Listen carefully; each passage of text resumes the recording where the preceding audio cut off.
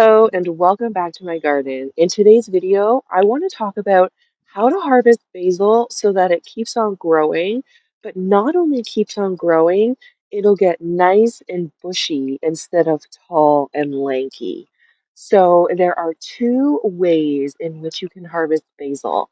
Some people will just take individual leaves right off the stem and use them as needed. However, there is a better way. If you notice here, there's two sets of leaves that come out from the main stem. And if this kept growing taller, another set of leaves would grow out and then it would keep growing taller and taller and taller. However, if you cut this main stem right here, we'll do it together now, cut that main stem. And now two more stems will grow out the side and your basil will get bushy instead of tall and lanky. And now you have this beautiful head of basil you can use for your cooking or whatever you want to use your basil for. There's one other really cool thing about basil. If you were to stick this into water, it will actually grow roots within a few days, up to a week. And then you can actually replant this for free basil plants. And then you will have basil all season long. So again, I'll just show you with this stem here.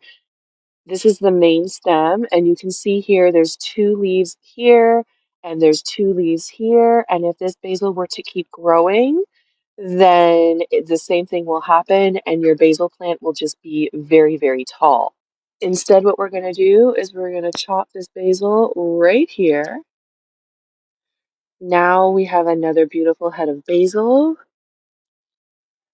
Plenty of basil for cooking for a couple of days. We can put this in water to keep it fresh so it doesn't die until we're ready to use it. And the basil that's planted in the ground will get nice and full and bushy. And you will extend the growth of your basil much longer into the season. If we just come over here to another part of this garden bed, you'll see I have more basil here. I absolutely love growing basil near tomatoes. Not only do they pair perfectly together, but basil also helps repel bad bugs in your garden from your tomato plants. Marigolds actually do the same thing. So you'll always see me planting basil and marigolds near my tomato plants. So here we have another basil plant. I'm going to do the same thing. This is going to help extend the length of my basil plant. What will happen as the season goes on and the temperatures get too warm, basil won't do too well in the extreme heat of the middle of the summer.